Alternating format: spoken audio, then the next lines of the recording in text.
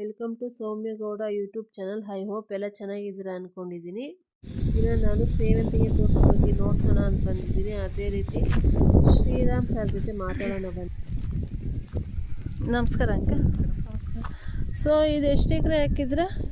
ಇದು ಐಶ್ವರ್ಯನಾ? ಇದರಲ್ಲಿ ಐಶ್ವರ್ಯ 2. ಸೊ ಇದನ್ನು ಎಷ್ಟು ಎಕರೆ ಹಾಕಿದ್ದೀರಾ? 2 ಎಕರೆ ಹಾಕಿದ್ದೀವಿ. ಸೀಡ್ಸ್ ಕೊಡಲ್ಲ. ನಾವೆಲ್ಲ ಬೇರೆ ಕಡೆಯಿಂದ ಇದು ಕಲ್ಕತ್ತಾದಿಂದ ಬರ್ತದೆ. ಪಾಲೆ ತಗೊಂಬಂದು ನರ್ಸರಿಗಳಲ್ಲಿ ಗಿಡ ಮಾಡಿ ಮತ್ತೆ ತಗೊಂಬರೋದು. ಸೊ ನರ್ಸರಿಯಿಂದ ತಗೊಂಬಂದಿರೋದು.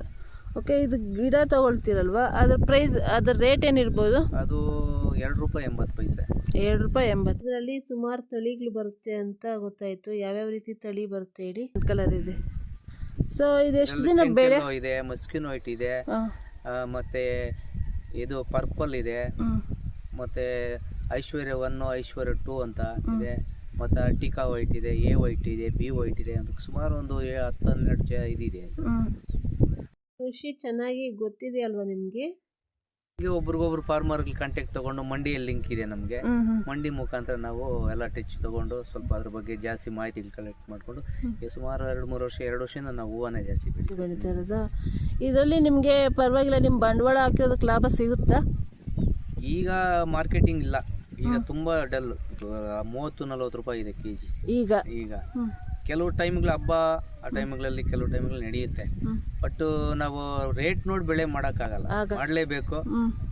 ಅದು ರೈತನ ಲಗ್ಗೋದು. ಯಾವತ್ತೂ ಅಷ್ಟೇ ನಾವು ಬೆಳೆ ಒಳ್ಳೆ ರೇಟ್ ಬರ್ತದಂತ ಬೆಳೆ ಮಾಡೋಕ್ಕೆ ಸಾಧ್ಯ ಇಲ್ಲ. ಸೀಸನ್ನು ಇರುತ್ತೆ, ಅನ್ಸೀಸನ್ನು ಇರುತ್ತೆ. ಒಂದೊಂದು ಟೈಮ್ ಅನ್ಸೀಸನಲ್ಲೂ ಮಾರ್ಕೆಟ್. ಈಗ ಬಿಸ್ನೆಸ್ ಮಾಡೋ ಲೆಕ್ಕಾಚಾರಕ್ಕೆ ಮಾರ್ಕೆಟಿಂಗಲ್ಲಿ ಈಗ ವ್ಯಾಪಾರಗಾರ ಕಡಿಮೆ, ಎಲ್ಲ ಅವ್ರವ್ರ ಲೋಕಲಲ್ಲಿ ಸಿಗುತ್ತೆ. ಇವಾಗ ಮಾರ್ಕೆಟ್ ಡೌನು, ಅದೆಲ್ಲ ಸ್ವಲ್ಪ ಫೀಲ್ಡ್ ನೆಟ್ವರ್ಕ್ ತಳ್ಕೊಂಡು ಮಾಡಿಕೊಂಡ್ರೆ ಸ್ವಲ್ಪ ಲೆವೆಲ್ಗೆ ಬರುತ್ತೆ ಮಾರ್ಕೆಟಿಂಗು. ಇನ್ನು ಮಾಡಿದ್ರೆ ಇನ್ನೂ ರೋಗ ಜಾಸ್ತಿ, ಇನ್ನು ಟ್ರಿಪ್ಸು ಮೈಟ್ಸ್ ಜಾಸ್ತಿ ಆಗುತ್ತೆ. ಈ ಕ್ಲೈಮೇಟ್ ಜಾಸ್ತಿ ಆಗ್ತಾ ಬೆಳೆಗಳಾಗಲ್ಲ. ಹೂವು ಕ್ವಾಲಿಟಿ ಮಾಡಬೇಕಾದ್ರೆ ಬಿಸಿಲು ಜಾಸ್ತಿ ಆಗುತ್ತೆ. ಇದನ್ನ 2 ತಿಂಗಳೊಳಗೆ ಮುಗಿಸ್ಕೋಬೇಕಿತ್ತು. ಇದು ಎಷ್ಟು ತಿಂಗಳು ಬೆಳೆ? ಇದು 1 ತಿಂಗಳು 20 ದಿನ 25 ದಿವಸ ಆಗಿದೆ ಈಗ ನೆಟ್ಟು. ಇದು ಇನ್ನು ಹೂವು ಬಿಡೋದಕ್ಕೆ ಎಷ್ಟು ದಿನ ತಗೊಳ್ಬೋದು? 60 ದಿನ ಬೇಕು. 40 ದಿನ. ಓಕೆ. ಇದರೊಳಗೆ ಯಾವುದಕ್ಕೆ ಯಾವ ರೀತಿ ಔಷಧಿ ಹೊಡಿತೀರಾ, ಮತ್ತೆ ಯಾವ್ಯಾವ ರೀತಿ ನೀವು ಯಾವ ರೀತಿ ಕಂಟ್ರೋಲ್ ಮಾಡ್ತೀರಾ? ಸ್ಪ್ರೇಯಿಂಗ್ ಮದ್ದುಗಳು ಹೊಡ್ಕೊಂಡು, ಕೆಲವೆಲ್ಲ ಮದ್ದುಗಳು ಕಾಂಟ್ಯಾಕ್ಟ್ ಮಾಡ್ತೀವಿ, ತೊಳ್ಕೊಂಡು ಅದಕ್ಕೆಲ್ಲ ಸ್ಪ್ರೇ ಮಾಡ್ತೀರಾ. ಸೊ ನೀವೇ ಓನಾಗಿ ತಗೊಂಬರ್ತೀರಾ, ಇಲ್ಲಾಂದರೆ? ನಾವೇ ಓನಾಗಿ ತಗೊಂಬರ್ತೀರಾ. ನಿಮಗೆ ಯಾವಾಗ ಔಷಧಿ ಹೊಡಿಬೇಕಂತ ಗೊತ್ತಾಗುತ್ತೆ? ಒಂದು ಸ್ವಲ್ಪ ನಮ್ಗೆ ಹೇಳಿ. ಯಾವ್ಯಾವ ಟೈಮಲ್ಲಿ ಹೊಡಿಬೇಕು ಅಂತ ಸಹ ಗೊತ್ತಿದೆ. ಅದು ಫಾಲೋ ಮಾಡ್ಬೇಕು ತೋಟನ.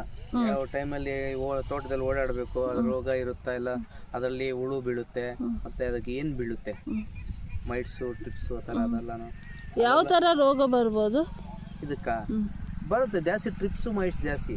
ಅದನ್ನ ಗಿಡ ಸುಳಿಯಲ್ಲಿ ಕ್ಲೀನಾಗಿ ತಿಂತಾ ಇದ್ರೆ ಅದು ಬೆಳವಣಿಗೆ ಆಗಲ್ಲ, ಆಗ್ಬಿಡುತ್ತೆ ಬೆಳವಣಿಗೆ. ಯಾವ ರೀತಿ ರೋಗ ಬರುತ್ತೆ ಅಂತ ಒಮ್ಮೆ ನೋಡಿಸ್ತೀರಾ? ಇದರಲ್ಲಿ ಯಾವ್ದಾರ ರೋಗ ಇದೆಯಾ ಅಂತ ನೋಡಿ. ಈಗ ಇದರಲ್ಲಿ ನೋಡಿ, ಇದಕ್ಕೆ ಸ್ವಲ್ಪ ಯೆಲ್ಲೋನೆಸ್ ಬಂದಿದೆ, ಅದಕ್ಕೆ ಮೈಕ್ ನ್ಯೂಟ್ರಿಯನ್ಸ್ ಕಡಿಮೆ ಇದೆ. ಆಕ್ಚುಲಿ ಇದರಲ್ಲಿ ಯಾವ ರೀತಿ ರೋಗಗಳು ಬರುತ್ತೆ ನೋಡ್ತೀವಿ. ಕಡಿಮೆ ಇದೆ ಇಲ್ಲ ನೋಡಿ, ಇಲ್ಲಿ ಇದೆ ನೋಡಿ, ಇಲ್ಲಿ ಇದಾ? ಈ ತರ ರೋಗ ಬರುತ್ತಾ? ರೋಗನೂ ಬರುತ್ತೆ, ಅಂಗಮಾರಿ ಬರುತ್ತೆ. ಇವಾಗ ವೆದರ್ ಇದು ನಾವು 2ನೇ ಬೆಡ್ಡಲ್ಲಿ ಮಾಡಿರೋದು, 2ನೇ ಬೆಳೆ ಇದು. ಇದಕ್ಕೆ ತಾಕತ್ತು ಕಡಿಮೆ ಇದೆ. ಇದಕ್ಕೆ ಮೊದಲು ಏನು ಬೆಳೆ ಹಾಕಿದ್ರಿ? ಇದಕ್ಕೆ ಚೆಂಡು ಹಾಕಿದ್ವಿ. ಚೆಂಡು ಹಾಕಿದ್ರಾ? ಈಗ ಫರ್ಟಿಲೈಸರ್ಸ್ ಹೇಗೆ ತಗೊಳ್ತೀರಾ? ಅಂದರೆ ನಿಮ್ಗೆ ಎಲ್ಲಿನ ಕಾಂಟ್ಯಾಕ್ಟ್ ಇದೆಯಾ? ಇಲ್ಲ, ನೀವು ಓನಾಗಿ ಫರ್ಟಿಲೈಸರ್ಸ್ಗಳೆಲ್ಲ ತರೋದು. ಕೋಲಾರು, ಮಾಲೂರು, ಬಂಗಾರಪೇಟೆ, ಕೊರ್ಲಕ್ಕಿ ಆ ಥರ. ಇದರಲ್ಲಿ ರೋಗ ಏನಾದರೂ ಬಂದಿದೆ ನನಗೆ ನೋಡಿಸಿ, ಯಾವ್ಯಾವ ರೀತಿ ರೋಗಗಳು ಬರುತ್ತೆ ಅಂದ್ಬಿಟ್ಟು ನಮ್ಮ ವ್ಯೂವರ್ಸ್ಗೆ ಸ್ವಲ್ಪ ನೋಟ್ಸ್ಕೊಡಿ. ಅದು ಸ್ಟಾರ್ಟ್ ಆಗುತ್ತೆ. ಶೀಡೆ ಅನ್ನೋದು ಸ್ಪ್ರೇ ಮಾಡ್ಕೋಬೇಕು. ಗೊಬ್ಬರಗಳು ಯಾವ ರೀತಿ ಬಿಡ್ತೀರಾ? ಡ್ರಿಪ್ಗಳಲ್ಲಿ ಬಿಡ್ತೀವಿ. ಈಗ ಭೂಮಿಗೆ ಹಾಕುವಾಗ ಸಾಯಿಲ್ ಕಾಂಬಿನೇಷನ್ ಏನು ಕೊಡ್ಬೇಕು ಅದೆಲ್ಲ ಕೊಡ್ತೀವಿ. ಇದು 2ನೇ ಬೆಡ್, 2ನೇ ಕ್ರಾಪಲ್ಲಿ ಇವಾಗ ನಾವೆಲ್ಲನೂ ಡ್ರಿಪ್ಗಳಲ್ಲೇ ಬಿಟ್ಕೊಂಡು ಸ್ವಲ್ಪ ಮೇಂಟೆನೆನ್ಸ್ ಮಾಡ್ತಾ ಇದೀವಿ. ನೀವು ಔಷಧಿ ಹಾಕ್ತಿರಲ್ವಾ, ಅದ್ಯಾವ ರೀತಿ ಅಂದರೆ ಒಂದೊಂದು ಡ್ರಮ್ ಮತ್ತೆ ಇದ್ರ ಬಗ್ಗೆ ನಿಮಗೆ ಹೇಗೆ ಇನ್ಫಾರ್ಮೇಶನ್ ಗೊತ್ತು ಅದ್ರ ಬಗ್ಗೆ ಸ್ವಲ್ಪ ತಿಳಿಸ್ಕೊಡಿ. ಮತ್ತು ಯಾವ್ಯಾವ ರೀತಿ ರೋಗ ನಿವಾರಣೆಗಳು ಮಾಡ್ಕೊಳ್ತೀರಾ ಅನ್ನೋದ್ರ ಸಹ ನಮಗೆ ತಿಳಿಸ್ಕೊಡಿ. ನೀವು ಹೆಚ್ಚಾಗಿ ಬೆಳೆ ಹಾಕೋದು ಜಾಸ್ತಿ ವರ್ಷ 2 ವರ್ಷದಿಂದ ಈ ಹೂವದೆಲ್ಲ ಇದೀವಿ ನಾವು. ತರಕಾರಿಗಳಿಗೆ ಹೋಗಿಲ್ಲ. ಈ ಸಾರಿ ಬೇರೆ ಬೆಳೆಗಳಿಗೂ ಮಾಡಬೇಕು.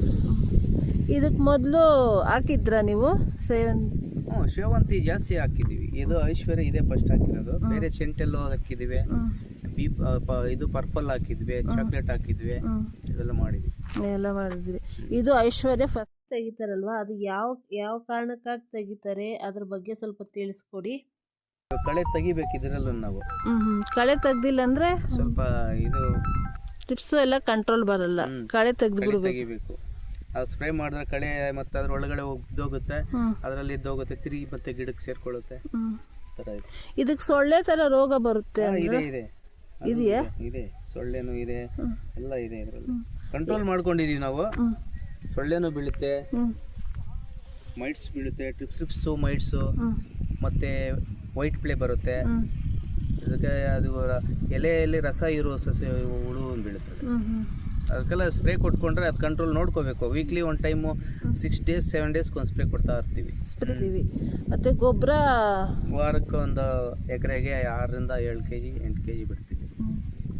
ಯಾವ ರೀತಿ ಔಷಧಿ ತರ್ತೀರ ಅಂತ ನಿಮ್ಗೆ ಏನಾದ್ರು ಗೊತ್ತಾ? ಅದು ಒಂದೊಂದು ಟೈಮ್ಗೆ ಒಂದೊಂದು ಸ್ಪ್ರೇ ಕೊಡ್ತೀವಿ. ಯಾವ ರೀತಿ ಔಷಧಿ ಅಂತ ಹೇಳೋಕ್ಕಾಗಲ್ಲ. ಇವಾಗ ಇದಕ್ಕೆ ಯಾವುದು ಟೆಕ್ನಿಷಿಯನ್ ತಿರುಗಿ ಏನು ಇವಾಗ ನೋಡಿ, ಇದು ನ್ಯೂಟ್ರನ್ಸ್ ಕಡಿಮೆ ಇದೆ, ಅದಕ್ಕೆ ಬೇರೆ ಯಾವುದಾದ್ರೂ ಒಂದು ಕಾಂಬಿನೇಷನ್ ನೋಡ್ಕೊಂಡು ಬಿಡಬೇಕು. ಆ ಥರ ಮಾಡೋದು.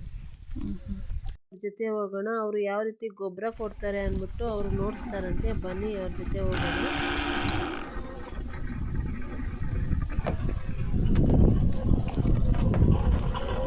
ಡ್ರಮ್ಮಲ್ಲಿ ಗೊಬ್ಬರ ಎಲ್ಲ ಬೆರೆಸ್ಬಿಟ್ಟು, ನೀರೆಲ್ಲ ಬೆರೆಸ್ಬಿಟ್ಟು ಅದರೊಳಗಡೆ ಈ ಕ್ಯಾಪ್ ಹಾಕಿದ್ರೆ ಆಟೋಮೆಟಿಕ್ಕಾಗಿ ಅದು ಎಲ್ಲನೂ ಡ್ರಿಪ್ಸ್ಗೆ ಹೋಗುತ್ತಂತೆ. ಆ ಮೂಲಕ ಸಸಿಗಳಿಗೆ ಹೋಗುತ್ತಂತೆ. ನೋಡಿ, ಇಲ್ಲಿ ಮೋಟಾರ್ ಆನ್ ಮಾಡಿದ್ರೆ ಸಾಕು. ನೋಡಿ, ಇಲ್ಲಿ ಪೈಪ್ಗಳು ಕಾಣಿಸುತ್ತಲ್ಲ, ಅದ್ರ ಮೂಲಕ ಎಲ್ಲ ಹೊರಟೋಗುತ್ತಂತೆ. ಇನ್ನು ಹೋಗೋಣ. ಅವ್ರು ಇನ್ನೂ ಕೆಲವೊಂದು ನೋಡಿಸ್ತಾರೆ. ಏನು ಅಂತ ನೋಡಿಸ್ತಾರೆ ಅಂತ ನೋಡ್ಕೊಂಡು ಹೋಗೋಣ ಬನ್ನಿ.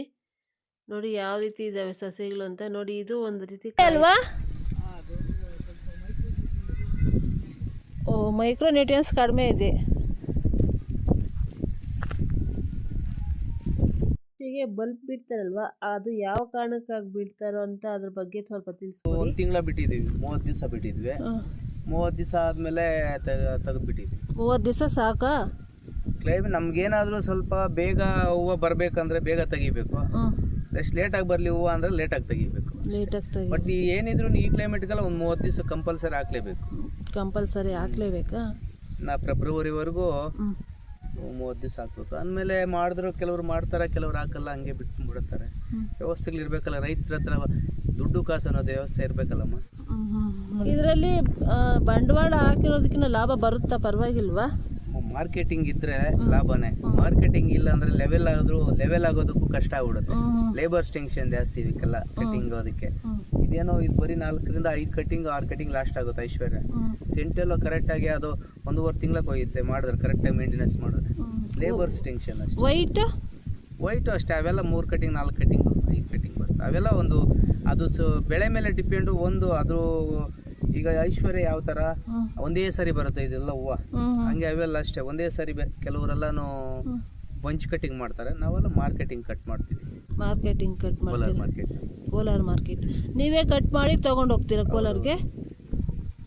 ಲೇಬರ್ಸ್ ಬಿಟ್ಟು ಕಟ್ ಮಾಡಿಕೊಂಡು ಇಲ್ಲಿಂದ 30-32 kg ಪ್ಯಾಕಿಂಗ್ ಹಾಕೊಂಡು ಬ್ಯಾಗ್ಸಲ್ಲಿ.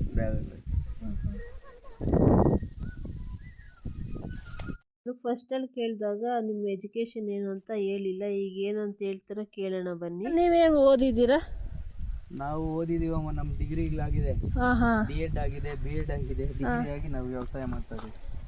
ಓದ್ಬಿಟ್ಟು ಆ ನಾಲೆಡ್ಜನ್ನು ಕೃಷಿ ಫೀಲ್ಡಲ್ಲಿ ಅವರು ಏನೋ ಸಾಧನೆ ಮಾಡಬೇಕು ಅಂದ್ಬಿಟ್ಟು ಅದನ್ನು ಕೃಷಿ ಫೀಲ್ಡಲ್ಲಿ ತೊಡಗಿಸ್ಕೊಂಡಿದ್ದಾರೆ. 10 ಎಕರೆ ಸಹ ಇನ್ನೂ ವ್ಯವಸಾಯ ಮಾಡ್ತಾರಂತೆ. ಇದು ಮಾತ್ರ 2 ಎಕರೆ ಇದೆ.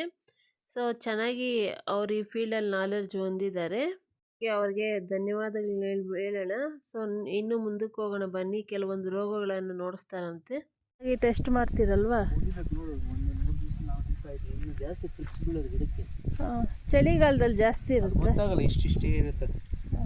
ಗೋಧಿ ಬಣ್ಣನ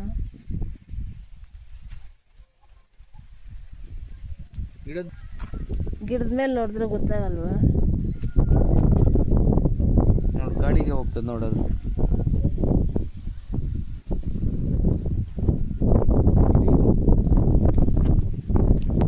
ಗಾಳಿಗೆ ಎದ್ದೋಗ್ತದೆ ನೋಡು.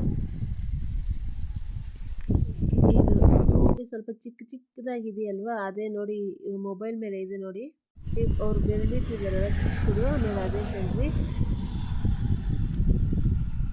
ಗೊತ್ತಾಗಲ್ಲ ಬಿಡಮ್ಮ. ಈ ಪೈಪ್ ಮೂಲಕ ಇಡೀ ತೋಟಕ್ಕೆ ಸ್ಪ್ರೇ ಮಾಡ್ತಾರಂತೆ, ಯಾಕಂದರೆ ಬುಜುಕ ಕೊಡೋದ್ರಲ್ಲಿ ದೊಡ್ಡ ತೋಟಗಳಿಗೆ ಸ್ಪ್ರೇ ಮಾಡೋದು ಕಷ್ಟ ಅಂತೆ. ಸೊ ನೋಡಿ ಯಾವ ರೀತಿ ಇದೆ ಅಂದ್ಬಿಟ್ಟು, ಇದು ಫುಲ್ ತೋಟ ಎಲ್ಲ ಇದೆ, ನಾನು ಆಲ್ರೆಡಿ ನೋಡ್ಕೊಬಂದೆ. ಓಕೆ, ಈ ವಿಡಿಯೋ ನಿಮ್ಗೇನಾದರೂ ಇಷ್ಟ ಆದರೆ please like and share, subscribe, ಪಕ್ಕದಲ್ಲಿರುವಂಥ ಬೆಲ್ಲೈಕನ್ನ ನೀವು ಆಕ್ಟಿವ್ ಮಾಡ್ಕೊಳ್ಳಿ, ಆಗ ನಾನು ಮಾಡೋ ಪ್ರತಿಯೊಂದು ವಿಡಿಯೋ ಸಹ ನಿಮ್ಗೆ ತಲುಪುತ್ತೆ. ನೋಡಿ ಇದು ತುಂಬ ದೂರದಿಂದ ಇದೆ. ನಂಬರ್ ಏನಾದರೂ ಬೇಕಾದರೆ ನಾನು ಮೇಲೆ ಹಾಕಿದ್ದೀನಿ, ಕೋಲಾರ ಡಿಸ್ಟಿಕ್ ಅವರಿವರು. ಸೊ ನೋಡಿ ಇದು ಪೈಪ್ ಇದೆಯಲ್ವಾ, ಈ ಪೈಪ್ ಮೂಲಕ ಅವರು ಔಷಧಿ ಹೊಡಿತಾರಂತೆ. ನೋಡಿ ತುಂಬ ದೂರ ಇದೆ, ನಾನು ಅದು ತುಂಬ ದೂರವರೆಗೂ ಇರೋವರೆಗೂ ಓಡಾಡಿದೆ. ಓಕೆ ಫ್ರೆಂಡ್ಸ್, ಒಂದು ಲೈಕ್, ಶೇರ್ ಆ್ಯಂಡ್ ಸಬ್ಸ್ಕ್ರೈಬ್. ಇಲ್ಲಿವರೆಗೂ ನೋಡಿದ ಪ್ರತಿಯೊಬ್ಬರಿಗೂ ಧನ್ಯವಾದಗಳು. Thank you very much.